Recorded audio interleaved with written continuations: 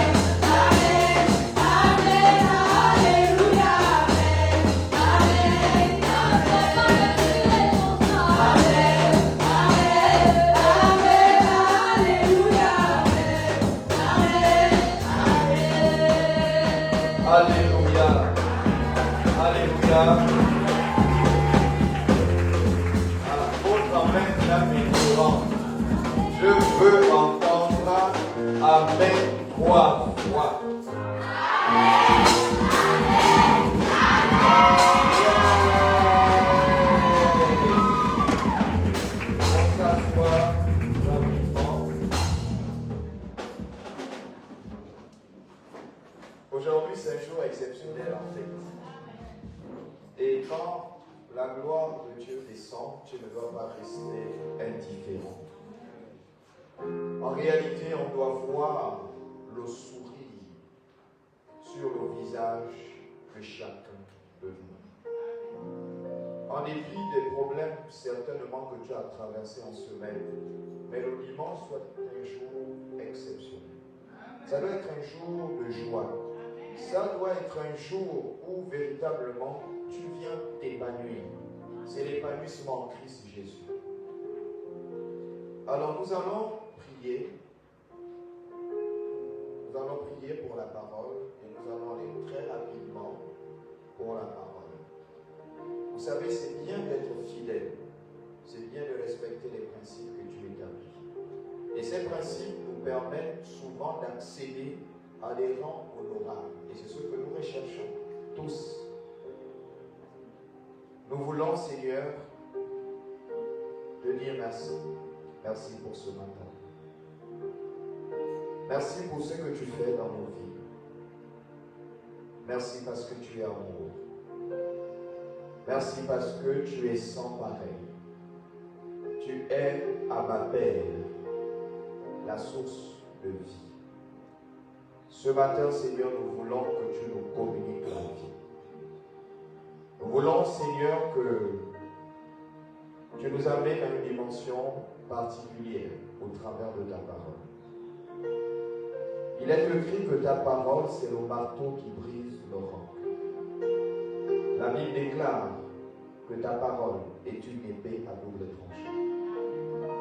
Seigneur, ta parole, qu'elle nous transforme ce matin. Qu'elle nous change. Seigneur, qu'elle nous booste. Enfin, que nous soyons la meilleure version de nous-mêmes.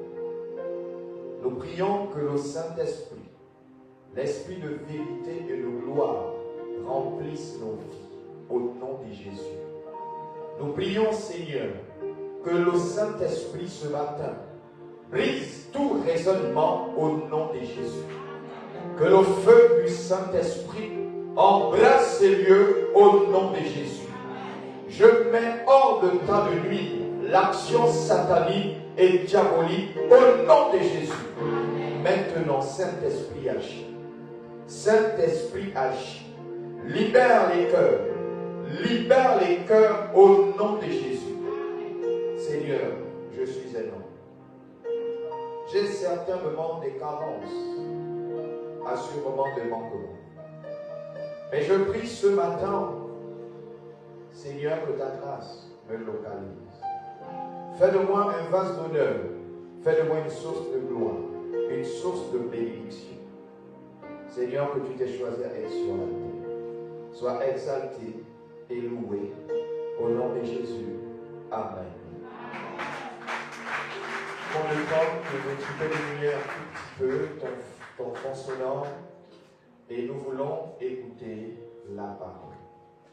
Alors nous continuons notre thème que nous avons abordé la semaine dernière. J'ai reçu les lettres du roi des rois. Alléluia. J'ai reçu les lettres du roi des rois. Alors on pouvait expliquer la semaine dernière que cette fois-ci, la lettre que nous recevons, c'est celle du roi des rois. Et quand on parle du roi des rois, on voit le Seigneur Jésus-Christ. Cette fois-ci, la lettre qui t'est délivrée, qui t'est donnée, ne vient pas d'un homme. Ce n'est pas une lettre physique, c'est une lettre spirituelle. Et cette lettre spirituelle te donne un quitus, te donne un mandat, te donne une capacité, te donne un pouvoir. Lorsque nous avons lu le livre de Néhémie au chapitre 2, le verset 7 à 9, nous allons lire. Là, il est question d'un roi. Et ce roi, c'est un roi physique. Mais cependant, ce roi a un roi qui est au-dessus de lui. Et il est écrit dans le livre de Néhémie, au chapitre 2, du verset 7 au verset 9. On peut s'élever.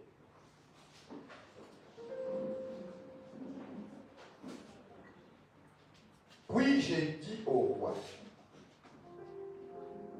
si le roi trouve bon qu'on me donne des lettres pour les gouverneurs de l'autre côté du fleuve, afin qu'ils me laissent passer et entrer dans Juda, et une lettre pour Assab, garde forestier du roi, afin qu'il me fournisse du bois, des charpentes pour les portes de la citadelle près de la maison, pour la muraille de la ville et pour la maison que j'occuperai.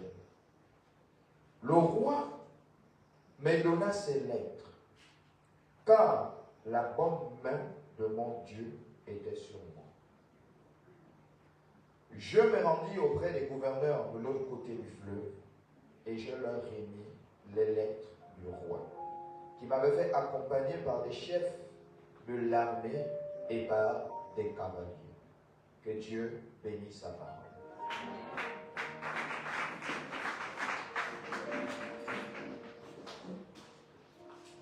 Alors je voudrais revenir sur le passage de Néhémie 2:7.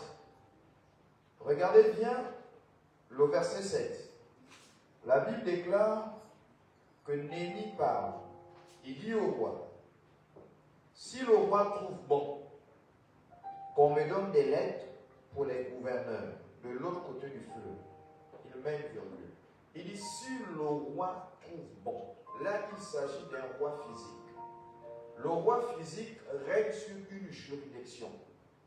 Le roi physique règne sur un royaume. C'est comme on va dire le président de la République qui règne sur les 9 provinces du Gabon. Et là, il dit, si celui qui règne physiquement sur les 9 provinces du Gabon trouve bon qu'il me donne quoi? Des lettres. Ce n'est pas une lettre, mais qu'il me donne des lettres.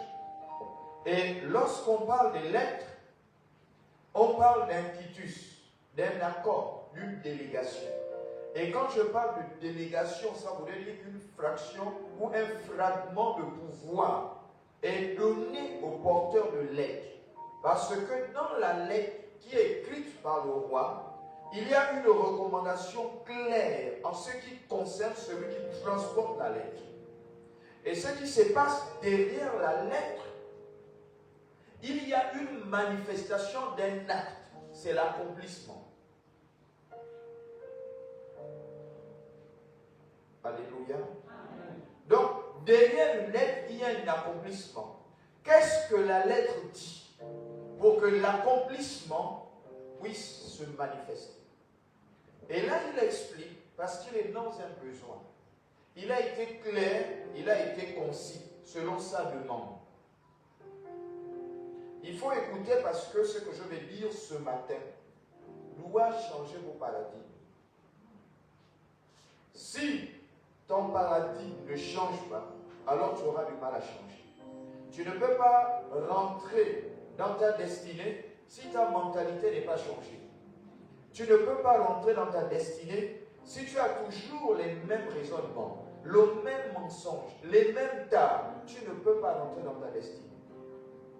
Il y a des destinées des gens qui sont retardés simplement parce qu'ils ne sont pas encore agréables à Dieu. Ce qu'on leur demande de faire, la position qu'ils doivent occuper, ils ne veulent même pas occuper cette position. Alléluia. Il y a des gens aujourd'hui qui ne reconnaissent même pas que ce sont eux les rois. Il y a des femmes qui ne reconnaissent pas que ce sont elles les reines. Il y a même des princes qui ignorent qu'ils sont princes. Alléluia. Donc il faudrait que chacun redéfinisse sa position et qu'il sache qui il est. Et ça permettra que chacun de nous ait des victoires. Au verset 8, il dit, et une lettre pour Asaph, garde forestier du roi, afin qu'il me fournisse du bois, de la charpente pour les portes de la citadelle, près de la maison, pour la muraille, de la ville, et pour la maison que j'occupais. Voyez un peu, ça c'est les désirs de son cœur. Et qu'il dit au roi qu'il faudrait qu'il y ait des lettres pour telle personne et telle personne. Pourquoi est-ce qu'il y a des lettres pour telle personne et une autre personne? Parce que ces personnes-là, ce sont des personnes ressources. Je vais me déplacer, je vais un peu marcher, donc tu vas me suivre. Alors, je vous ai fait le témoignage d'une de mes filles qui avait l'argent bloqué, elle devait recevoir sa PIF, prime d'incitation à la fonction enseignante. Elle devait recevoir sa PIF. Malheureusement, elle n'a pas reçu, elle est venue me voir. De quelle manière je devrais adresser les prières à Dieu? Parce qu'il faut être précis et concis. Dans ce que tu veux faire, il faut être précis et concis. Il y a certaines personnes que j'ai entendu prier, Seigneur, donne-moi l'argent. Seigneur, donne-moi l'argent. J'en ai besoin. Mais dans ta prière, donne-moi l'argent, il n'y a aucune précision. Permettez-moi de vous le dire, il n'y a aucune précision. Tu es dans un besoin, mais tu dis seulement, Seigneur, donne-moi l'argent, j'ai besoin d'argent. Non, il faut préciser. Quand elle est venue me voir, je lui ai posé la question parce que il faudrait que ma prière, la prière que j'adresse à Dieu, soit bien orientée pour qu'elle aboutisse. Parce que Jacques dit que nous prions mal. Nous prions mal, c'est pourquoi est-ce qu'il n'y a pas l'accomplissement de toutes nos différentes requêtes. Il faut cibler. J'ai pris un second exemple. Bon, pour ceux qui étaient là connaissent le témoignage de ma fille. J'ai pris un second exemple. Et j'ai dit, lorsque quelqu'un est malade, et s'il a mal, par exemple, à la dent, et puis il va dire, moi j'ai mal au pied. Le médecin qui sera face à lui, la pathologie que lui va traiter, c'est celle qui est rattachée à la dent, et non celle qui est rattachée au pied. Et les médicaments qu'il va te donner ne te seront d'aucune utilité, parce que l'orientation a été mal faite, donc ça n'a pas été bien ciblé. On te donnera les médicaments que tu boiras ne vont pas te soulager. Simplement parce que le diagnostic a été mal élaboré, a été mal fait. C'est pourquoi, lorsque Néhémie est arrivé face au roi, et le roi a dit, quelle est ta demande? Lui, il a orienté le roi parce qu'il a fait des prières cibles. Il a vu des personnes ressources qui étaient utiles pour ce qu'il allait accomplir.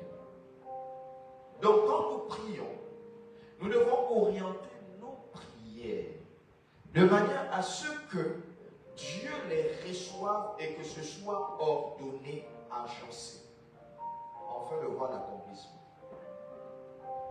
Cette fois-ci, on parle des lettres. Donc, il faudrait qu'il te les remette. Quand tu viens voir le roi et tu poses le problème au roi, il faudrait que le roi puisse être capable de te donner des lettres. Et ces lettres te permettront d'agir. Néhémie au chapitre 1, à partir du verset 1 jusqu'au verset 11, la Bible dit ceci. Je vais lire. On a donné la définition de l'être. La parole de Néhémie, fils de Hakalia, au mois de Kislev, la 20e année comme j'étais à Suse, dans la capitale. Anania, l'un de mes frères, et quelques hommes arrivèrent de Juda. Je les questionnais au sujet des Juifs réchappés qui étaient restés dans la captivité et au sujet de Jérusalem. Je les questionnais. Vous savez que c'est important de demander aussi comment se portent nos frères, comment ils vont. Et c'est sur la base de la réponse que tu auras, c'est sur cette base que tu pourras prier pour tes frères. Donc lui, il est déporté, il vit dans une autre région. Et son peuple vit ailleurs. Mais lui, il est rattaché à son peuple, il est rattaché à sa famille, parce qu'il y a des promesses divines par rapport à sa nation. Donc, à chaque fois qu'il y avait quelqu'un qui venait, parce que lui, il était à la cour royale, il posait toujours des questions. Comment vont mes frères? Parce que moi, je ne peux pas partir d'ici pour là-bas. Mais vous, vous pouvez venir et repartir. Alors, donnez-moi l'information. Alors, écoutez-moi bien. Je pourrais dire à certaines personnes qui prient, donc qui sont des intercesseurs, je pourrais leur dire qu'un intercesseur se comporte comme Néhémie. Donc, en réalité, il doit être à l'affût de l'information. Pour adresser à Dieu des prières clés, des prières cibles, il faut être à l'affût de l'information. Il faut t'informer. Il faut avoir la bonne information. Ce n'est pas simplement par les réseaux sociaux, mais il faut aller à la source. Et que lorsque tu as la bonne information, en ce moment, tu peux maintenant adresser des très bonnes prières à Dieu, afin de voir l'exaucement. Donc c'est de ça dont il est question. Un médecin ne peut pas te faire un bon diagnostic s'il ne connaît pas la source. Il ne connaît pas réellement le problème. Il ne pourra pas te faire un bon diagnostic. C'est pourquoi certains, quand vous leur expliquez, il sait que les médicaments qu'il va te prescrire peuvent te tuer. Alors il dit, il faut que tu fasses des examens. Il faut que tu fasses scanner. Il faut que tu fasses tel examen. Il faut que tu fasses tel contrôle. Il faut que tu fasses ceci. Pour que, à la sortie de là, il ait un diagnostic clair. En fait, qu'il fasse un diagnostic clair en fonction du scanner, en fonction de la radio ou en fonction de l'examen. Parce que ça ne ment pas. On dit la science est exacte, ça ne ment pas. Sur la base de ce qu'il va voir, en ce moment, il connaît déjà le problème et il va prescrire effectivement le médicament qu'il faut. C'est la même chose avec la prière. Or, sachant que la prière est une arme qui est mise à notre disposition. La prière est une arme que Dieu a mise à notre disposition pour faire quoi? Pour détruire les œuvres des ténèbres. Voilà une chose importante, l'information. Tu veux recevoir la lettre? Sois informé. Tu veux recevoir le mandat divin? Sois informé. Au verset 3, il me répondit, ça c'est maintenant Ananias qui vient donner l'information. Il me répondit, ceux qui sont restés dans la captivité sont là dans la province, au comble du malheur et de l'opprobre. Alors il dit, ils sont dans le malheur. Ils sont dans le malheur. Toi, tu es dans l'opulence. Tu es à l'aise. Tu manges correctement.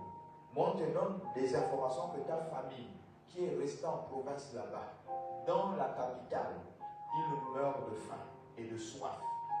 Les maisons dans lesquelles ils habitent sont en lambeaux.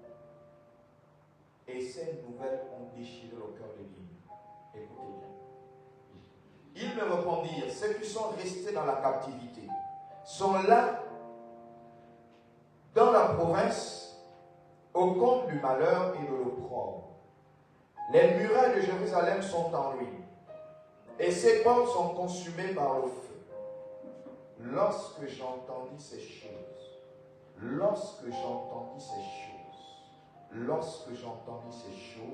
je m'assis, je pleurais, et je fus plusieurs jours dans la désolation. Il fut plusieurs jours dans la désolation. C'est cette consternation qui l'a amené, à cause des informations qu'il a écoutées, il est rentré dans une tristesse absolue. Et c'est sur la base de cette tristesse, parce qu'il pensait à son peuple, il pensait à sa famille, il pensait à ses cousins, ses neveux, à toute la nation.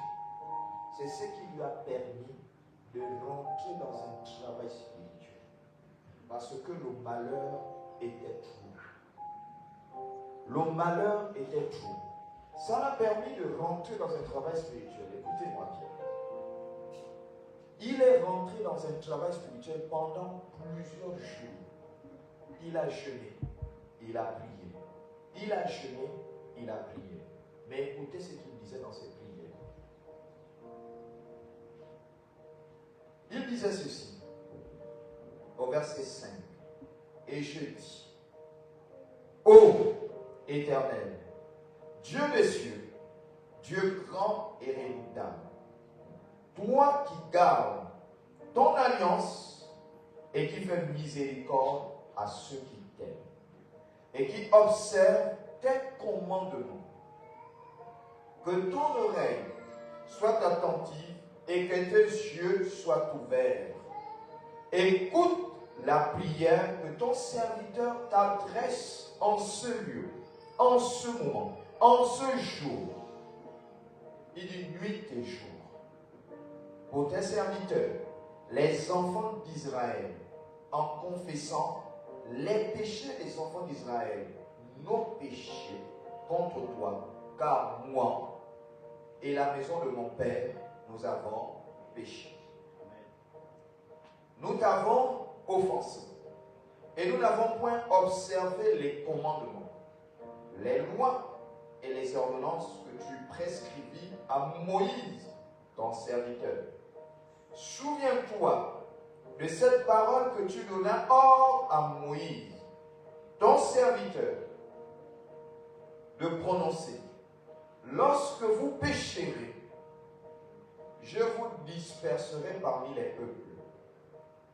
Mais si vous revenez à moi, et si vous observez mes commandements, et les mettez en pratique, alors, quand vous seriez exilés à l'extrémité du ciel, de là, je vous rassemblerai, et je vous ramènerai dans le lieu que j'ai choisi, pour y faire résider mon nom. Amen. Alléluia. Amen. Alléluia. Alors, je vais descendre et je vais vous expliquer le mystère. J'ai brièvement abordé ça la semaine dernière. Et je disais que cette semaine, il faudrait qu'on parle de ces choses profondes. Parce que quand on parle des lettres, c'est un mandat. Mais on ne donne pas la lettre à tout le monde. Ce n'est pas tout le monde qui est digne de recevoir la lettre. Là, il est arrivé à une situation importante où son peuple souffre. Et lui, il est dans l'opulence. Lui, il est à l'aise. Il mange. Il est dans la climatisation. Il est au palais royal. Mais cependant, sa famille souffre. Et quand il a eu des informations de la grande détresse de sa famille, ça a touché son cœur. Ça a touché son cœur. Alors, je ne sais pas ce qui touche ton cœur ce matin. Je ne sais pas ce que tu vis actuellement. Je ne sais pas ce que tu traverses. Mais écoute bien. Néhémie a vécu ce que tu vis aujourd'hui. Néhémie a subi la douleur que tu as aujourd'hui. Le problème qui te tracasse. Le fardeau que tu transportes, que tu penses être très pesant. Souviens-toi qu'à cause de ce fardeau, Néhémie est rentré dans un travail spirituel. Néhémie est rentré dans un travail très profond afin de faire quoi? De toucher le cœur de Dieu. Pour que Dieu te donne mandat, il faut que tu touches son cœur. Mais pour que tu touches son cœur, il faudrait que tu atteignes une souffrance telle que tu ne peux même plus la supporter. Tu es seulement obligé de dire simplement ta volonté. Simplement ta volonté. Parce qu'il provoque Dieu. En provoquant Dieu, à cause de la souffrance extrême qui est dans son cœur, il a mis Dieu face à sa responsabilité. La responsabilité de sa parole. Il a dit, tu as dit, si je pêche, mais cependant beaucoup de personnes ici pêchent. Mais beaucoup de personnes pêchent. Et quand Dieu dit que si tu pêches, assurément je donne une sanction. Je te décime, je te disperse. Mais seulement si tu reviens, c'est un principe humble. L'humilité, reconnaître que tu as péché. Si tu reviens sur la mauvaise voie, tu t'humilies véritablement. Il dit, moi dans les cieux, je vais t'exaucer. C'est un secret que Dieu leur a donné. Et quand ils se rendaient compte, en fait, qu'ils étaient dans une douleur absolue, une souffrance, ils se souvenaient en fait de ce que Dieu avait prescrit par Moïse. Que si tu pêches, je vais te châtier. Mais seulement si tu reviens à moi avec sincérité de cœur. Moi, Dieu, je connais les cœurs, alors j'exauce ta prière. C'est ce qu'on appelle toucher le cœur de Dieu. Ce n'est pas les belles paroles que nous adressons aux femmes ou aux hommes, simplement pour les séduire. Dieu, on ne séduit pas, Dieu voit le cœur. C'est de l'abondance du cœur que la bouche parle. Si l'état de ton cœur n'est pas sincère, alors tout ce que tu diras, ça ne fera pas le partage. Donc il faut provoquer le cœur de Dieu. Et quand tu provoques le cœur de Dieu, là tu dis, oui, mon fils, maintenant, il est écrit. Et il te donne la lettre. Et quand il te donne la lettre, quelque chose se passe. Amen. Quand il donne la lettre, quelque chose se passe. Parce qu'il te donne maintenant le mandat. Il te donne le pouvoir. Il te donne la possibilité de régner. Il te donne la puissance. Quel est le problème que tu as en ce moment? Dieu a la capacité de te donner le mandat, afin de dominer ce problème, afin d'être au-dessus de cette situation. Est-ce que c'est l'école? Dieu te donne le mandat. Prie sincèrement. Dis à Dieu d'ouvrir le ciel. Dis à Dieu de te donner le pouvoir, afin de dominer. Bien-aimé, vous savez, quand je parle à Dieu, et que Dieu me dit, vas-y. Quand il me dit, vas-y, je sais qu'il m'a donné le mandat. Je sais qu'il m'a donné le pouvoir. Je sais qu'il m'a donné le règne. Vous savez, un jour, je vais vous raconter cette histoire parce qu'il y a beaucoup qui ne croient pas toujours. J'ai tendance à vous dire, j'avais une grande onction, et j'ai tendance à vous dire, mais moi je ne comprends pas en fait. Je vois dans les églises, même à la télé, il y a des gens qui opèrent des miracles. Tu es malade, il guérit, tu pries séance d'énorme. Mais je me suis posé un jour la question, mais en fait, pourquoi est-ce qu'ils ne vont pas prier dans les hôpitaux? Or, cependant, il y a plein de malades dans les hôpitaux. Je me suis toujours posé cette question. Mais je me souviens, quand je repars 20 ans en arrière, 20 ans, c'est un peu quand je travaillais, 23 ans en arrière, quand je faisais les hôpitaux, Dieu m'avait accordé la grâce de ce don de guérison. Donc je faisais les hôpitaux. Je n'ai pas dit que je guérissais tout le monde, que Dieu guérissais tout le monde quand je guéris instantanément. Non. Même Jésus-Christ, quand je vis son ministère, il n'a pas guéri tous les malades. Mais je n'ai pas vu ces hommes de Dieu aller dans les hôpitaux comme je faisais. Je vous dis, je fais tous les hôpitaux de Libreville. J'ai dit ici à Libreville, les grands hôpitaux. J'ai fait ces hôpitaux-là. J'ai dit bien, j'ai fait ces hôpitaux. Il n'y a pas un endroit où je ne suis pas allé prier. J'ai prié au CHU. À l'époque, c'était le CHU. J'ai prié au CHU. À l'époque, c'était le CHL. J'ai prié au Vélo. À l'époque, c'était HPO.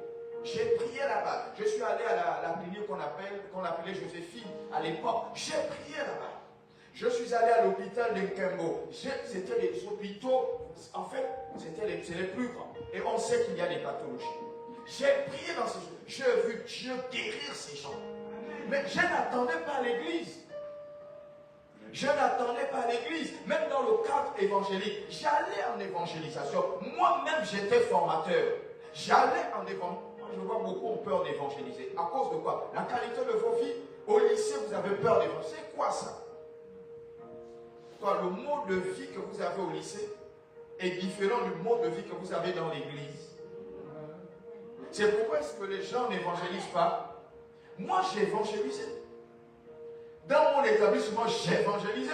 Mes enseignants m'appelaient pasteur. J'ai des collègues qui étaient avec moi au lycée. J'ai les évangélisés quoi? Au lycée, à l'université, j'ai évangélisé. J'ai toujours parlé de Dieu. Parce que j'étais fier d'appartenir. Vous savez, j'étais fier d'appartenir. Que Dieu te bénisse, ma fille. J'étais fier d'appartenir. Et je suis fier d'appartenir au Seigneur. Je suis ce que je suis par la grâce de Dieu. Moi, j'étais rejeté par la société. Mais Dieu ne m'avait jamais rejeté. J'étais devenu vraiment rebut de la société, rebut de la société. Mais Dieu me considérait. À tel point qu'il m'a dit, c'est de moi dont tu as besoin. Tu as tout fait dans la vie, c'est de moi dont tu as besoin. Dieu est venu vers moi, c'est pas moi qui suis allé vers Dieu. Il est venu, il m'a pris. Je n'ai pas résisté parce que j'avais plus rien à faire, j'avais tout fait. J'avais tout fait dans la vie. Tout fait. J'ai dit, j'avais tout fait.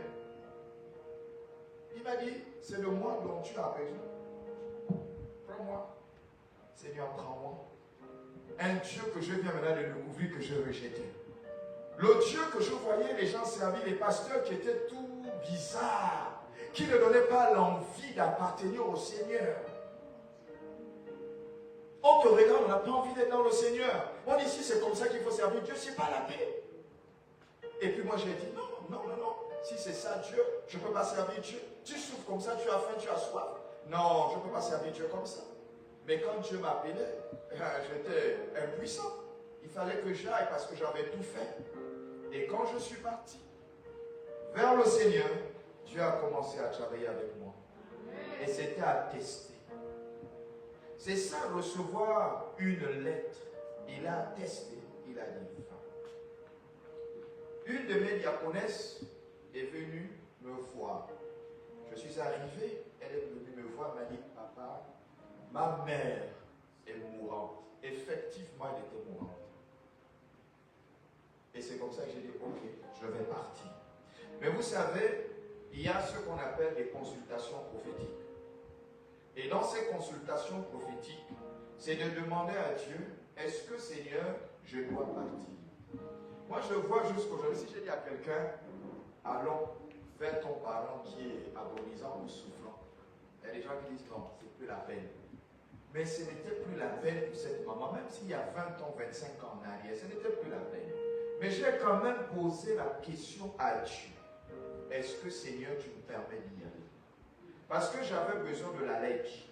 J'avais besoin de cette lettre qui m'autorise à aller. Et si Dieu m'autorise à aller, c'est que quelque chose va se passer. Amen. Quelque chose va se passer. Amen. Et c'est comme ça que je suis parti. Elle était en médecine A. Et tout le monde sait que lorsque tu es interné en médecine A, c'est ce qu'on appelle les grands endémies. Les grands endémies qu'on appelle le CTA, qu'on trouve des personnes. J'avais même trouvé quelqu'un qui n'avait plus de nez. J'ai dit, comment est-ce que quel est le type d'accident que le gars a fait? Il n'y a plus le nez. Et puis ils ont mis une bande, je ne sais pas comment le type là vit encore aujourd'hui. Peut-être on l'a amené, on l'a fait un truc artificiel. Il a fait un accident là, le nez est quitté. Je ne pouvais pas prier pour que le nez pousse. Dieu ne m'avait pas mandaté pour ça. Donc je suis allé chez la mère de ma diaconesse. Je suis rentré dans la chambre où ils étaient. Ils étaient 4. Elles étaient 4. Parce que c'était des gravataires. Quand je rentre, la première chose qui m'accueille, c'est l'odeur. J'ai reçu mandat. Là, c'était tel. Bon, je sais que beaucoup ne font pas les hôpitaux. Elle est du corps médical. Mais je vous dis qu'il vous rentrez dans les hôpitaux, les gens pourrissent vivants. Ils sont vivants, mais pourrissent. La première chose qui a frappé, c'est l'odeur. Je voulais sortir parce que c'était fort. J'ai dit, quoi? Comment quelqu'un vit, il sent la pourriture? Donc c'est déjà la mort. Je suis rentré dans la salle avec la diaconesse. Elle m'a dit, voilà maman. Maman était ici, il y avait une autre là, il y avait les deux autres de l'autre côté, en médecine A. Parce qu'il y avait la médecine A et puis la médecine B. Le bâtiment là est toujours là, il n'a pas été cassé. Ce pavillon là est toujours là. Donc c'est comme ça que je suis rentré. Je regardais la maman. Et puis quand j'ai regardé la maman, sa situation l'a inspiré l'inquiétude. Vous savez qu'elle devrait mourir. J'ai aussi vu les autres. J'ai dit c'est compliqué. Et puis la maman l'avait, on appelle même ça comment? C'est-à-dire que c'est comme si tu as l'abcès et puis ça se déchire. L'eau coule. L'eau coule. Aïe. Ah, voilà. Et c'est comme ça que j'ai commencé à prier. Je donne toujours un chant, je ne sais pas chanter, mais je donne un chant inspiré par Dieu. C'est elle qui connaît les chants, là, les anciens chants. Ça, c'est la vieille école. Ah oui, elle connaît les anciens. Les chants, là, attirent l'onction et la faveur de Dieu. Donc, c'est comme ça que j'ai donné. Et ma diaconesse était chante. Elle a chanté ça. J'ai ressenti l'onction de Dieu. Et c'est comme ça que j'ai commencé à prier. Pendant que j'étais en train de prier, vous savez, elle me regardait comme ça, elle me fixait seulement dans les yeux. Je priais, Seigneur, je priais, Seigneur, je priais, Seigneur, je priais. J'ai bousculé, j'ai mis l'atmosphère, j'ai dit, je prie pour tout le monde en même temps. Et pendant que j'étais en train de prier, une voix, parce que tu vas prier l'autre, en fait, la personne est là, tu mets le nez à côté. Quand la personne te regarde, toutes les prières que tu fais là, rien à faire, ça ne rend pas, elle ne dit jamais Amen. Parce qu'elle voit le mépris, le dédain. Mais je suis obligé, vraiment comme un homme, les odeurs là, on est obligé de les avaler. On est obligé. Allez, on prie, on regarde, on prie. Et puis j'entends une voix me dire, impose les mains. Et Seigneur, imposez les mains sur ça. Il dit, impose. J'ai imposé les mains. J'ai appelé la guérison. Écoutez, j'ai dit, reçois la guérison maintenant, parce que Dieu me dit que tu es guéri. Mais j'entends une voix me dire, accorde-lui encore 2 années de vie. J'ai dit, je t'accorde 2 années de vie. Alléluia. Parce que c'était un mandat. J'ai reçu la lettre du roi de roi qui a dit, va déclarer la vie, va déclarer la santé. Et j'ai déclaré ce que Dieu a dit que je déclare. Je vous assure, bien-aimés, quand Dieu t'envoie, vas-y, va déclarer, va parler, parce que la gloire, elle est présente, parce que la gloire, elle va arriver. Déclare ce que Dieu dit. Alléluia. Il faut parler, parce que tu reçois la lettre. Tu as reçu la lettre, alors il faut parler. Waouh. Cette maman-là, donc les gens venaient dédaigner à cause de son état. À cause de son état. Les gens priaient à distance. Mais moi, Dieu m'a dit, prie à côté et tends tes mains. À l'époque, il n'y avait pas encore le gel hydroalcoolique, comment on a hydro, machin. Il n'y avait pas ça. Il n'y avait pas ça. Tu as même peur, quand tu es aux grandes anémies, d'aller dans les toilettes laver les mains. Tu dis, je vais attendre d'aller laver dehors. Tu as peur parce que tu te dis que là où tu es dans les grandes anémies, si tu vas toucher le robinet, c'est sûr que tu vas être affecté, infecté. Et c'est sûr. Donc les gens ont peur d'imposer. J'ai imposé parce que Dieu m'a dit fais. Il dit 2 ans en plus. Elle qui était mourante. Résurrection. J'ai vu Dieu ramener les gens qui étaient morts à la vie. J'ai vu. C'était des personnes mourantes. J'ai dit, je reçois le mandat. Et j'ai reçu, Dieu m'a dit, va et parle. Mais j'ai parlé. J'ai parlé. J'ai vu Dieu agir dans ma vie et je crois, j'ai vu Dieu guérir les cas impossibles. J'ai vu Dieu. Quand il te donne le mandat, j'ai vu Dieu. Je me souviens d'une jeune fille qui avait été atteinte par les crises. À l'époque, c'était le lycée d'État. Avant qu'il ne soit étudiant au Dieu. C'était le lycée d'État. Et puis, il y avait une période, je ne sais plus exactement quelle année. Est-ce que c'est 2018? Est-ce que c'est 2020, 2021? Je ne sais plus. Et puis, les enfants avaient les crises. Jesus Christ. Les crises. Et puis moi, j'opère. Le ministère que j'opérais à l'époque, c'était la manifestation de la puissance de Dieu. La manifestation et la démonstration de la puissance de Dieu. C'était ça le ministère qui m'accompagnait. Il fallait la démonstration. Est-ce que la démonstration, on ne fait ça qu'à l'église? Non. On ne montre pas que Dieu est puissant qu'à l'église. Tu peux même passer quelqu'un malade. Je me souviens, je marchais, je revenais de la chapelle de Conquérant. Et puis je rentrais, j'habitais au Charbonnage à l'époque. Et puis j'ai vu une femme qui m'appelait pasteur. Oh, elle me dit, son enfant est malade. Moi, je ne connais pas la femme. Comment elle sait que je suis pasteur? Je marchais au Charbonnage. Il n'y avait pas encore l'échangeur là, parce que j'habitais à Bel Air. Donc je rentrais maintenant à la maison, je marchais. Et puis la femme là m'appelle vers là où il y a maintenant la station là, pour dire que son enfant est malade, la station Pétro. Pour dire que son enfant est malade. Ah, moi je te connais où? Je te connais où? Que ça ne va pas. L'enfant, pardon papa, il est malade. Mais je ne te connais pas. J'ai regardé, j'ai dit, mais c'est quoi l'affaire là? Je sors à peine de l'église d'une belle prédication comme ça là. Ah, ce jour-là, la prédication là, elle était forte. Elle était forte. Et puis c'est comme ça que je marche. Elle m'appelle pour dire, pasteur, mon enfant là-bas, c'est fini. Ça le balcon. Effectivement, ça n'allait pas. Et vous là, regardez-moi bien. Je me suis rendu compte que tous les chrétiens sont têtus. Sont têtus. La première chose, c'est d'amener l'enfant à l'hôpital. Tu pries, et puis tu amènes l'enfant à l'hôpital. Et c'est comme ça que la femme, l'enfant est malade. Elle n'amène pas l'enfant à l'hôpital. Mais quand vous n'amenez pas l'enfant à l'hôpital, parce que tu dis que tu n'as pas l'argent, si vous ne donnez pas à l'enfant les médicaments, est-ce que vous pensez que la maladie va baisser? La température là, est-ce que vous pensez qu'elle va baisser? Non. On attend que la prière vienne régler le problème. Qui a dit que la prière règle tout? Elle est spirituelle. Mais c'est vrai que quand nous voyons un malade, le réflexe du chrétien c'est prier. Mais si tu dis seulement sois restauré. L'enfant chauffe, l'enfant en train d'écumer. L'enfant faisait ce que les gens appellent, donnez-moi l'expression, convulsé, voilà. Heureusement que je suis arrivé. Heureusement que je suis arrivé. Heureusement. Je suis quand même allé chez elle, je ne connais pas la femme.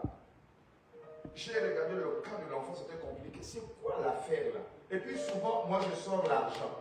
Va vite à l'hôpital. J'ai déjà fait le travail, j'ai amène l'enfant à l'hôpital. Je sors souvent l'argent.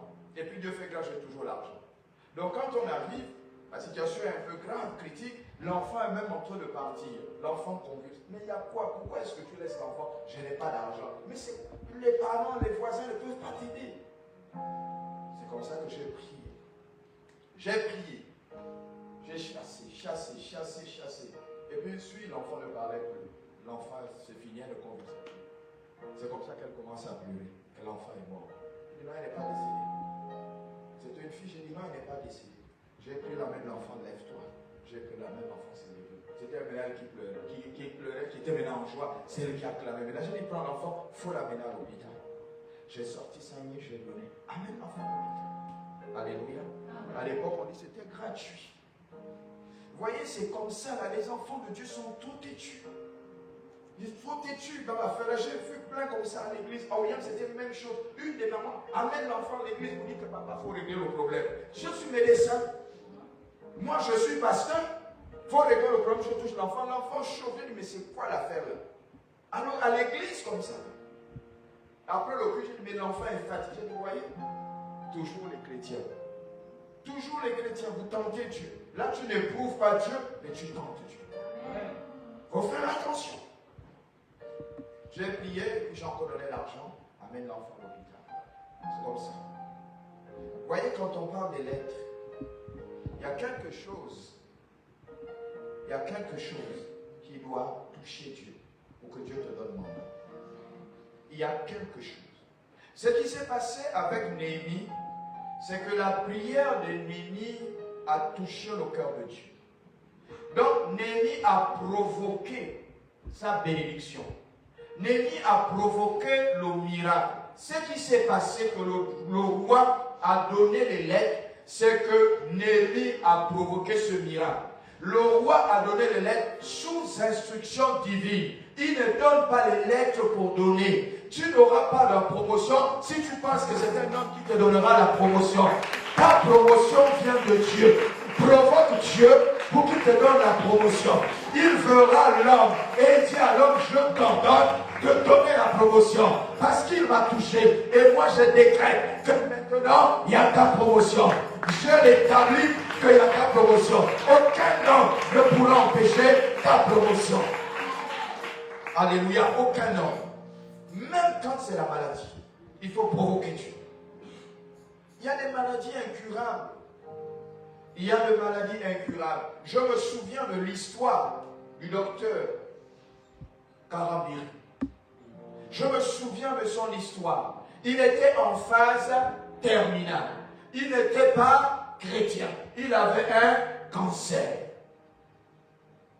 Lui, il vit encore. Parce que si je parle de David Yoricho, lui, il est mort. Il est mort il y a 3 ans. En 2022. 2022 ou 2023 2023, il y a 2 ans. Il était en phase terminale. Mais voyez-vous, le service que nous rendons aux gens, il faut écouter. On rend un très mauvais service aux gens. Tu es chrétien et tu ne leur parles pas de celui en qui tu crois. Tu ne parles même pas de celui qui te donne la vie. Tu ne parles même pas de celui qui te donne l'espoir. Ces hommes-là dont je vous parle, ce n'étaient pas des chrétiens. Mamadou Karambiri était musulman, né d'une famille musulmane. Sa femme, maman Sophia, sa première épouse, c'était elle qui était chrétienne. C'est elle. Mais lui ne croyait pas. Quand ils ont commencé à marcher, c'est à l'hôpital où sa foi commence à bousculer. C'est à l'hôpital où on dit que c'est terminé, il te reste 6 mois. 6 mois, il était tout maigre. Lui-même, quand il raconte, il n'y avait que le ventre. Il était tout maigre, il n'y avait que la tête qui restait. Tout maigre. Regardez comment il est grand. Il dit c'était terminé. Mais ça, c'est les médecins qui ont dit c'est terminé. Mais qu'est-ce que le roi de gloire a dit? Le roi de gloire avait déjà donné une lettre. Il avait déjà donné un mandat. Malgré que l'homme a parlé, le mandat que Dieu donne est au-dessus de celui que l'homme donne. Le mandat que Dieu donne est au-dessus de celui que l'homme donne. Il avait dit guérison, restauration, opération et miracle. 6 mois après, les médecins s'attendaient à ce qu'il meure. Le 7e mois, il était vivant. Le 8e mois, il était vivant. Ah, toi, tu ne meurs pas. Tu ne meurs pas. Toi, tu ne meurs pas. Il faut sortir d'ici. Parce que nous, on a dit que c'est fini 6 mois. Le 7e mois, tu es vivant. Le 8e mois, vivant. Comme tu ne meurs pas, il faut sortir de l'hôpital. On refait le bilan, le cancer a disparu. Il n'y a plus de cancer. Il est dans une restauration totale. Parce que Dieu a donné la lettre. La lettre de guérison. La lettre de miracle. Il a dit voilà ta lettre. Parce qu'il priait, il parlait. Il n'est pas resté la bouche fermée. Il parlait. Seigneur, Seigneur, Seigneur, Seigneur. Allez, le doigt est arrivé. Il a écrit la lettre de restauration, guérison, opération, miracle. L'homme est confondu. 6 mois, on va annoncer qu'il est mort. 7 mois, le gars ne meurt pas. 8 mois, il ne meurt pas. Oh, toi tu ne meurs pas, il faut donc sortir de l'hôpital. Parce que nous, on attend ce que tu meurs. On déclare que tu es mort, on vient attester que tu es mort. Et puis la famille prend, on va t'enterrer, tu n'es. Mais il ne mourrait pas. Parce qu'il a reçu la lettre.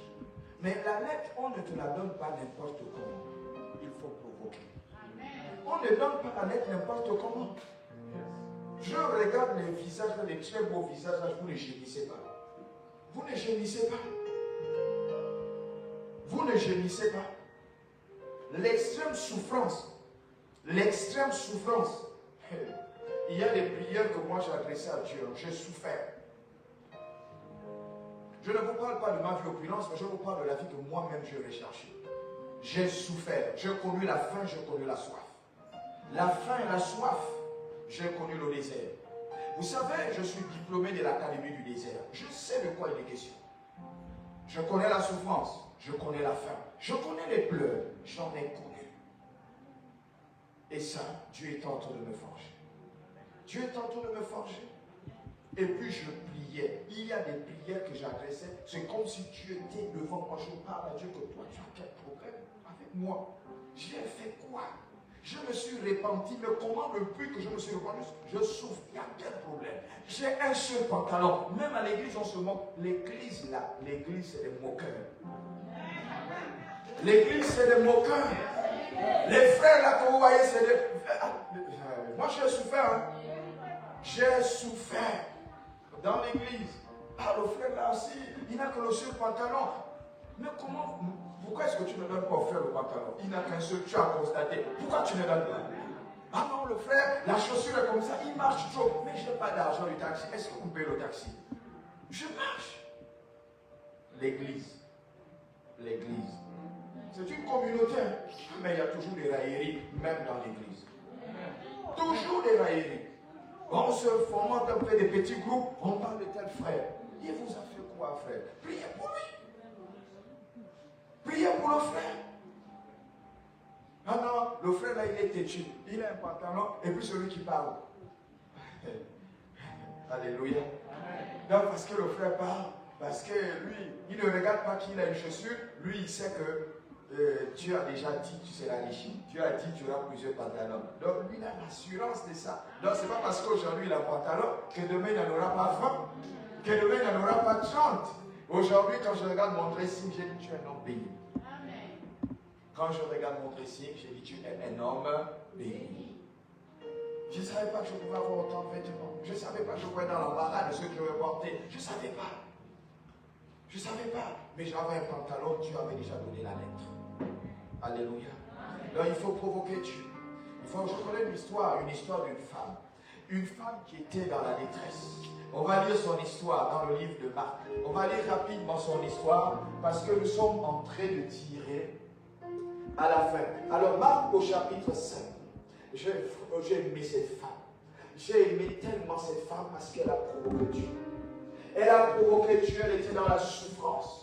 Elle a provoqué Dieu parce qu'elle a pleuré pendant plusieurs années. Seigneur, viens à mon secours. Seigneur, viens m'aider. Viens, parce que je souffre. Ma chair souffre. Donne-moi la lettre de régner. Mais rien du tout. Rien du tout. Marc au chapitre 5. Marc au chapitre 5 à partir du verset 25. Écoutez bien cette histoire. Elle a provoqué Dieu. Or, il y avait une femme atteinte d'une perte de sang. Depuis 12 ans, elle avait beaucoup souffert entre les mains de plusieurs médecins. Elle avait dépensé tout ce qu'elle possédait. Et elle n'avait éprouvé aucun soulagement, mais était allée plutôt en empire. Donc son état de santé s'empire. En dépit du fait qu'elle avait vu les médecins, elle avait vu les thérapeutes, elle a vu les marabouts, elle a vu les gangas, elle allait voir tous les experts par rapport à la situation qu'elle souffrait. Mais au lieu qu'elle soit restaurée, la Bible déclare qu'elle allait plutôt de mal en point. Et les gens qui voyaient cette femme et qui avaient l'information l'appelaient la femme à la perte de sang. Alors quand la Bible dit la femme à la perte de sang, Marc même n'a pas connu le nom de cette femme. Marc n'a pas connu le nom de cette femme. Parce que le type qui était avec elle, son mari, il s'est rendu compte qu'une semaine c'était bon. La deuxième semaine il s'inquiétait. La troisième semaine il a dit je pars ailleurs. Il dit je pars ailleurs. Comment je peux avoir une femme qui saigne jusqu'à 3 semaines? Et ça ne finit pas. Il part. Au lieu de fermer sa bouche, avec la bouche là elle est longue. La langue longue ne la maîtrise pas. Il commence à les raconter. Et celle que tu vois là, c'est mauvais là-bas. C'est mauvais. Lui, il c'est vrai ça. Et c'est comme ça que ça s'est répandu dans la région. Et ce n'est pas fini. Quand elle va voir le médecin, elle est déjà à 6 mois. Elle dit, médecin, ça fait 6 mois. Le médecin regarde, il dit, moi je n'ai pas de solution, il faut partir. Le médecin va dire à sa femme que j'ai croisé un cas là, non. Les patients, c'est compliqué. On croise des choses à l'hôpital. Ça fait 6 mois, elle saigne. La femme dit, ah bon, c'est qui, oh, c'est telle femme et tout. Je vais même oublier son nom. Elle a la perte de sang. Et c'est comme ça que la femme aussi va raconter. Elle quitte 8 mois après. Elle va chez les gangas. Elle dit, trouvez la solution. Parce que vous aussi, vous avez des formules miracles. Trouvez la solution. Là-bas, il n'y a pas. Le ganga aussi prend, se dit, je n'ai jamais vu ça depuis que j'ai traité les gens. 8 mois de saignement. Mais c'est qu'un homme ça qui vit avec 8 mois de saignement. Et c'est comme ça que dans la région, tout le monde savait qu'elle avait une perte de sang. Elle avait honte. Et en Israël, il y avait une loi que lorsque tu es dans ta saison menstruelle, tu es isolé, tu es impur. Et donc on l'appelait la femme à la perte de sang, elle était impure. Elle ne pouvait pas approcher. Donc elle priait Dieu. Elle priait parce que le problème dépassait, dérangeait. Ça a duré plusieurs années. La 12e année, c'est là où Jésus est présent. Les temps de l'accomplissement.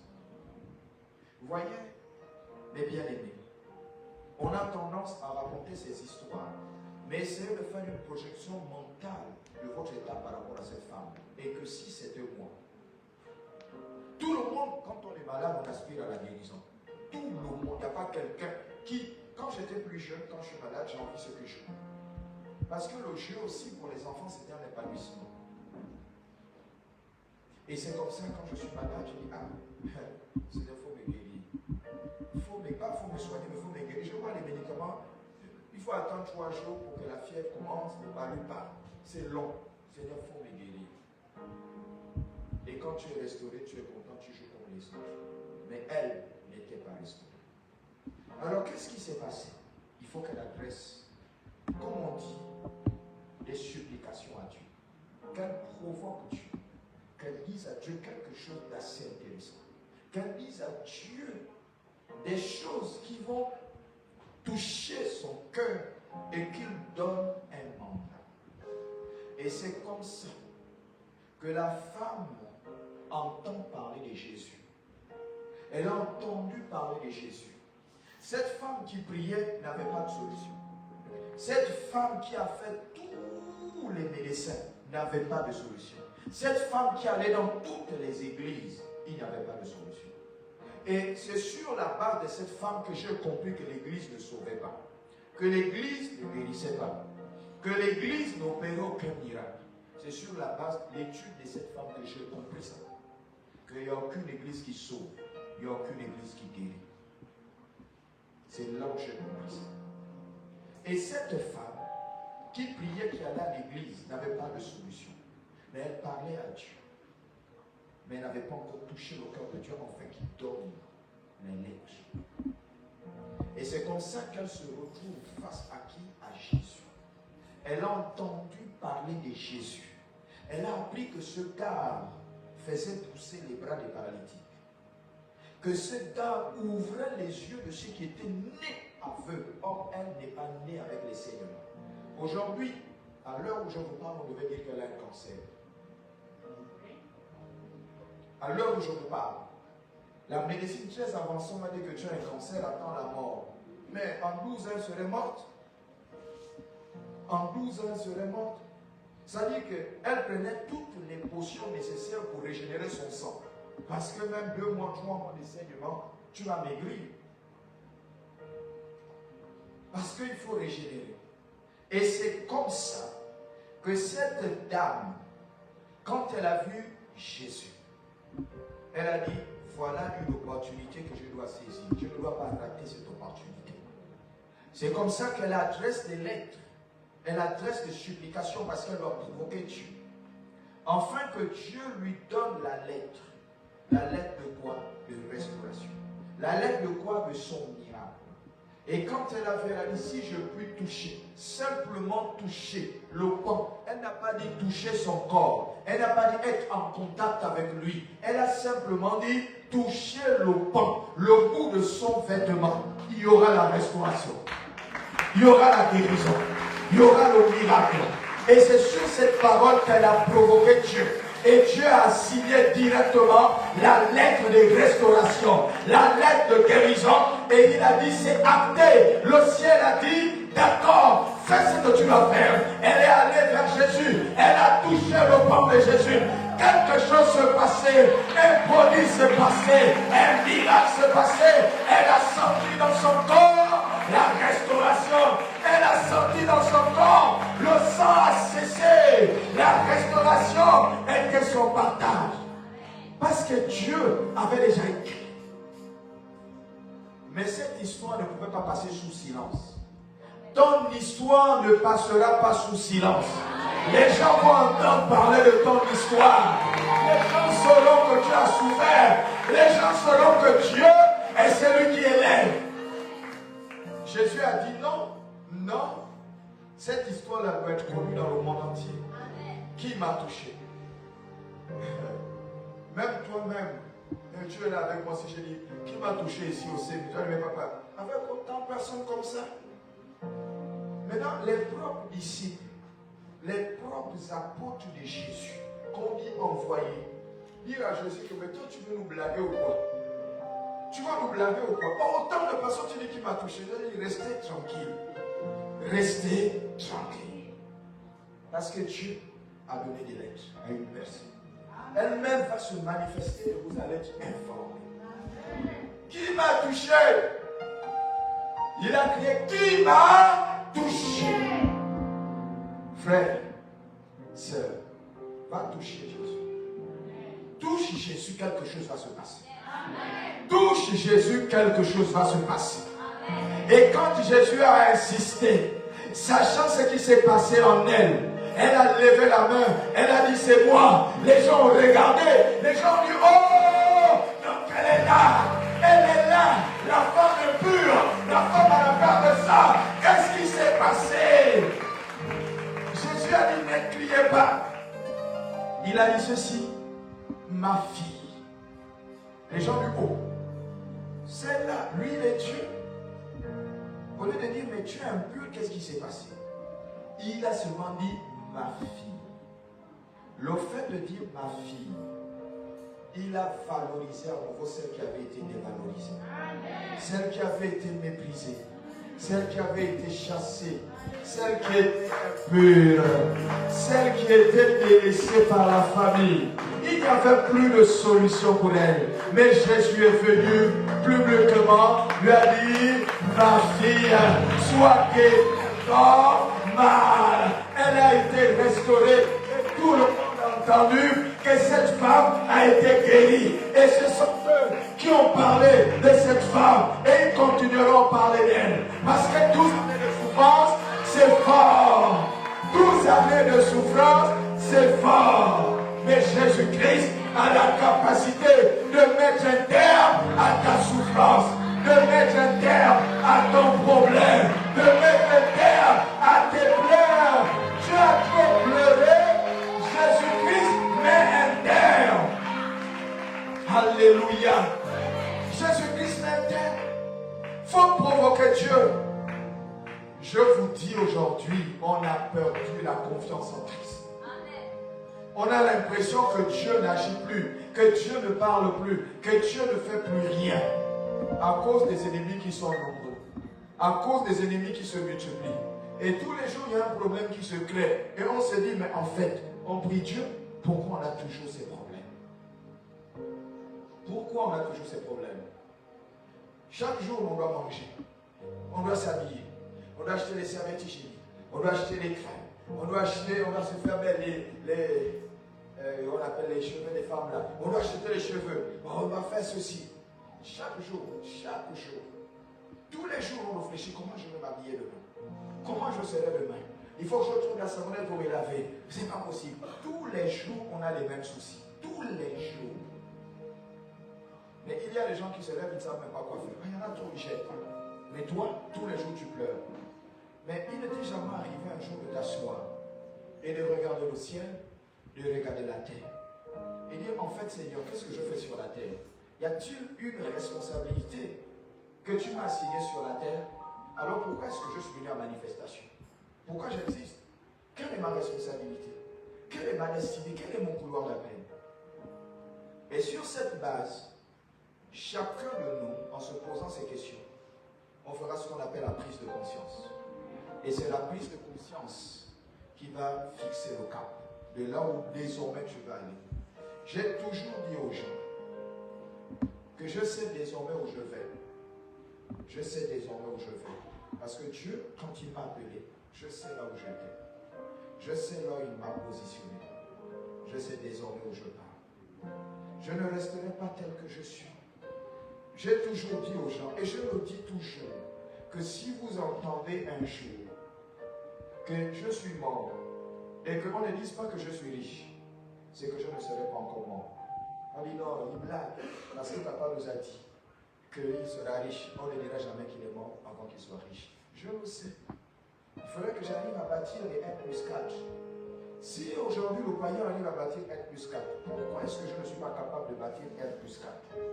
Et c'est comme ça qu'un jour Dieu m'a parlé. Il m'a dit, mon fils, il faut planifier. Il m'a dit, il faut planifier. Et c'est pourquoi nous avons notre temps sur la planification. Celui qui n'a pas planifié sa vie a planifié son échec. Celui qui n'a pas planifié sa vie a planifié son échec. Demandez à toutes les personnes qui sont salariées. Quand ils prennent le salaire, il y a des rubriques qu'il doit accomplir. Il y a des rubriques. Salaire, il y a popote. Salaire, il y a épouse pour ceux qui ont les femmes. Salaire, il y a épouse. Salaire, il y a enfant. Salaire, il y a école. Salaire, il y a carburant. Salaire, il y a dépenses de véhicule. Il y a salaire même pour médicaments. Ah oui, pourquoi est-ce que ces rubriques arrivent? Parce que c'est important. Maintenant, il y en a qui oublient la rubrique de construction. Et il y en a qui oublient aussi, parce que tu es là, il y a aussi la rubrique épargne. Tu es là, tu oublies ces deux rubriques, épargne et construction. La première épargne, c'est ici. C'est la première épargne. Quand on parle d'épargne, c'est là. La première épargne. Avant d'être physiquement épargné. Alléluia. Amen. Alléluia. Amen. Matthieu au chapitre 8, nous allons lire rapidement et nous allons finir. Matthieu au chapitre 8, du verset 5 au verset 13. Comme Jésus entrait dans Capernaum, un centenier l'aborda, le priant en disant, Seigneur, mon serviteur est couché à la maison, atteint de paralysie et souffrant beaucoup. Jésus lui dit, j'irai et je le guérirai.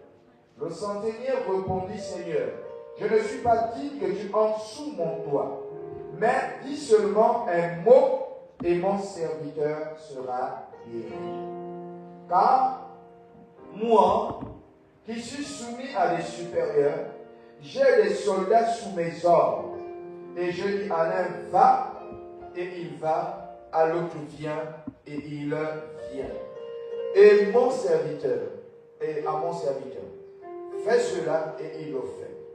Après avoir entendu, écoutez-moi bien, après avoir entendu, Jésus fut dans l'étonnement. Jésus fut dans l'étonnement. Écoutez-moi bien. Ce qu'il était en train de faire, l'échange qu'il était en train de faire avec Jésus était une prière. Il priait. Et dans sa prière, à cause du désarroi, en fait, à cause de la situation de son serviteur, qui était dérangeante, ce serviteur était à l'agonie, il devrait mourir. Alors il a adressé une prière qui a bousculé le cœur de Jésus, afin que Dieu puisse écrire sur une lettre et dire miracle, dire guérison, dire restauration. Alors Jésus dit, tu touches mon cœur à cause de ta prière. Même en Israël, je n'ai jamais vu une foi aussi grande. La foi que tu manifestes touche le cœur. Et Dieu a donné la lettre, la guérison, la restauration. Va maintenant, ton serviteur est guéri. La lettre que Dieu donne, la lettre donne mandat d'accomplir le miracle, le prodige,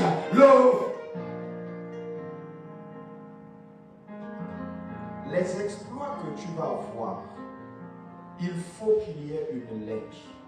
Il faut que ce soit attesté. Si le ciel n'atteste pas, rien et rien ne se passera sur la terre. Tant que le ciel n'a pas écrit, rien ne se passera. Vous savez, un jour, Daniel, en tant que prophète, s'est mis à prier. Et pendant qu'il était en train de prier, il était au 21e jour. Et c'est comme ça que quelque chose se passait dans le ciel. Les choses qui se passent dans le ciel, nous n'avons pas l'information. Pendant que Daniel était en train de prier, il priait fort. Il n'y avait pas l'exaucement. La Bible nous enseigne que lorsque Daniel, le premier jour que Daniel a commencé à prier, il a été exaucé. Mais le roi de Perse a bloqué le ministère de l'ange qui est en charge du département de la communication. Donc il lui a bloqué et il l'a empêché de venir donner la bénédiction. Et c'est comme ça qu'il y avait la lutte. Et la lutte tardait et jusqu'au point, parce qu'il insistait dans la prière, il y a eu maintenant l'ange des guerres, celui qui est en charge du département de l'armée céleste, qui est descendu pour prendre le relais du combat et dire à l'ange en charge de la communication, va informer à ton serviteur ce qui se passe. La lettre peut être écrite, mais elle retarde d'arriver chez toi. La lettre peut être déjà faite, mais elle retarde à cause du roi de Perse. Certainement, c'est ton comportement. Certainement, c'est la manière que tu vis. Certainement, ce que tu es en train de faire n'est pas agréable au Seigneur. Et ta restauration tarde, ton miracle tarde, ton élévation tarde, ta joie tarde, parce que ton comportement, ta manière de faire irrite le cœur de Dieu. Ce matin, je t'annonce, sois agréable à Dieu, provoque le cœur de Dieu et qu'il te donne des lettres d'accomplir les exploits, d'accomplir les prodiges, d'accomplir les miracles, que le ciel s'ouvre en ta faveur. Alléluia. Et c'est comme ça que l'ange descend. Il dit, le premier jour que tu as eu l'initiative de prier, Dieu t'a écouté. Mais pourquoi est-ce que nos prières tardent? Pourquoi est-ce que nos prières tardent? Pourquoi? La Bible dit que lorsque nous prions, nous avons des prières égoïstes. Un jour, il y a quelqu'un qui racontait une histoire dans une église. Un jeune frère est arrivé dans l'église et le frère était nouveau. Et c'est ce qui est passé aux offrandes. Et l'homme de Dieu qui se met là pour regarder ce qui donne les offrandes. Tout le monde est passé, ils ont donné, lui il est venu, il a donné 100 francs. L'homme de Dieu a vu.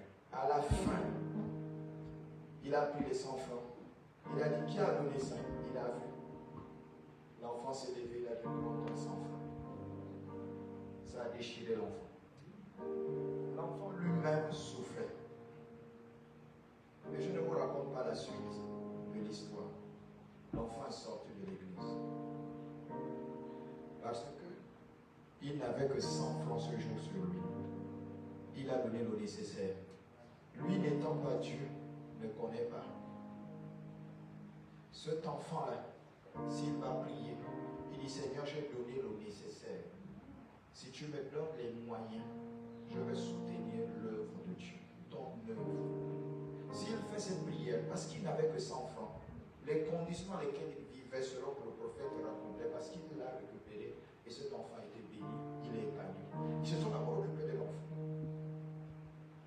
Vous voyez, quand ce gars va glisser de paix, parce qu'il n'avait que son petit 100 francs qu'il donne. Et quand on dit la prière est égoïste, ça veut dire que toi, tu as les moyens. Quand tu arrives vers Dieu, tu donnes à Dieu, en fait, tu méprises Dieu. Tu ne valorises pas Dieu. Mais dans le secret, tu dis, Seigneur, j'ai besoin d'argent. Je vais construire ma maison. Je vais acheter mes voitures. Je vais aider ma famille. Dieu dit, vous êtes trop égoïste. Vous ne pensez qu'à vous-même. Il ne dit pas que vous pensez pas aux autres, mais il dit à vous-même. Pourquoi? Parce que dans sa maison, les choses manquent. Tu n'as jamais dit, Seigneur, je vais construire l'église. Je veux construire l'église. donne-moi les moyens pour qu'aucune église, quand il y a construction, quand il y a les appels, je participe. Ça là, si Dieu ne te donne pas les moyens. Mais sauf qu'il y en a, après on les donne les moyens, ils se refroidissent les fermes. Quand on dit construction, si toi tu ne bâtis pas la maison de l'Éternel, qui va la bâtir? Et là, quand tu vas adresser tes prières à Dieu, Dieu dit, mais voilà quelqu'un qui investit. Voilà quelqu'un qui investit pour le royaume. Premièrement, il va extraire le dévoreur dans ta vie. Il va enlever le dévoreur. Les enfants ne vont plus tomber régulièrement malades.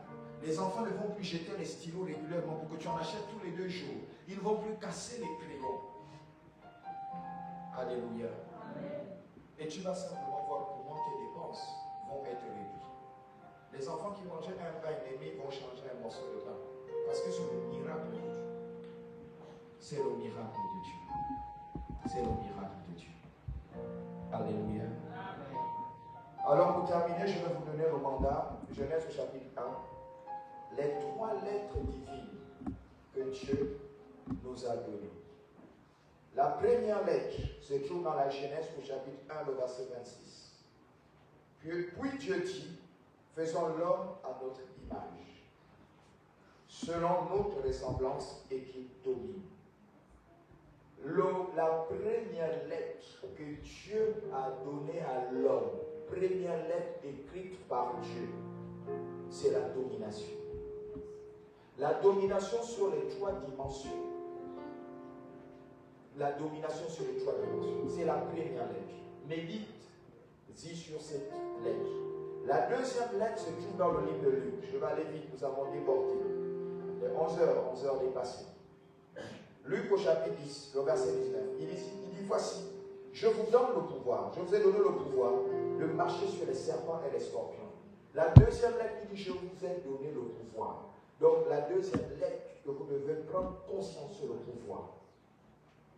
Le pouvoir. Le pouvoir agit avec l'onction du croyant. Le pouvoir, vous n'avez pas le Saint-Esprit. Même quand vous regardez la première lettre de domination, il n'y avait pas le Saint-Esprit.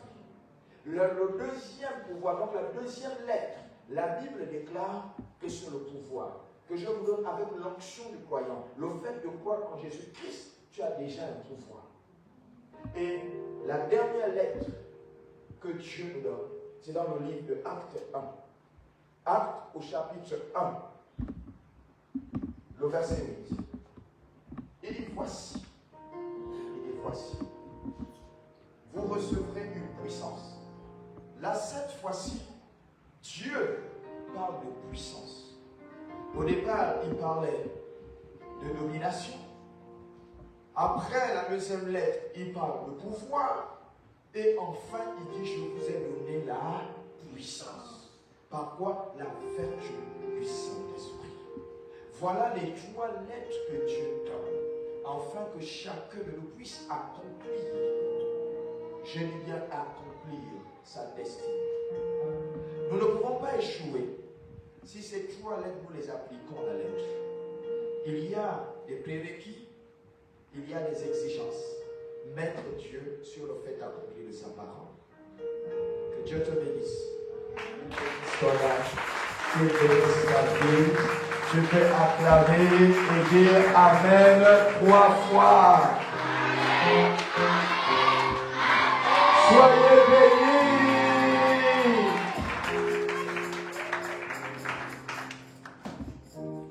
Alléluia. Amen. Nous avons tous écouté la parole. Nous devons être comme cette femme à la perte de sang. Provoquer Dieu au travers nos lettres. Nous allons nous lever avec nos dîmes, nos offrandes. Même celles qui n'ont pas amené les dîmes ici, personnes qui n'ont pas amené les dîmes, veuillez vous lever.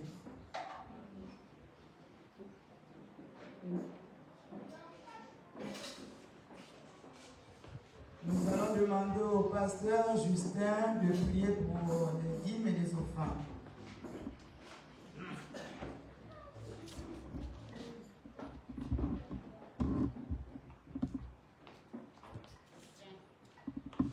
Amen.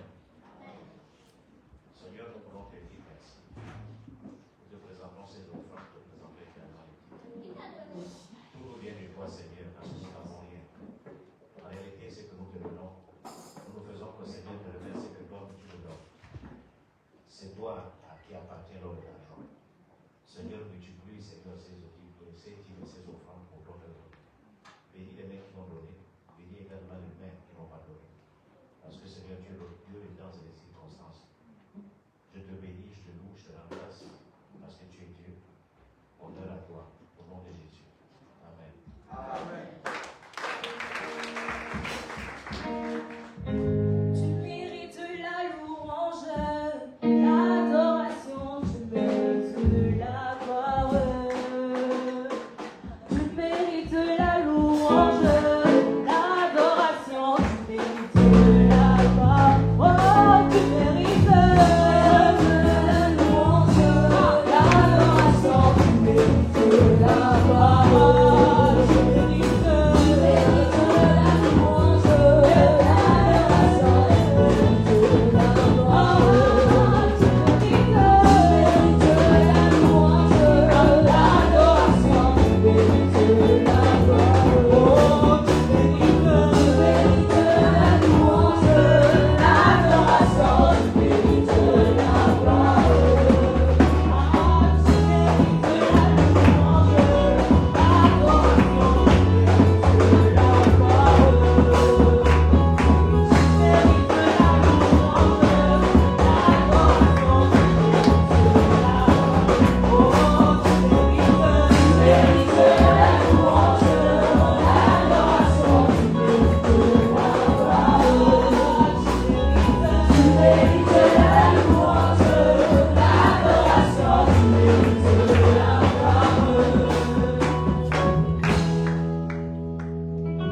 Nous allons appeler celle qui est chargée des annonces. On appelle la sœur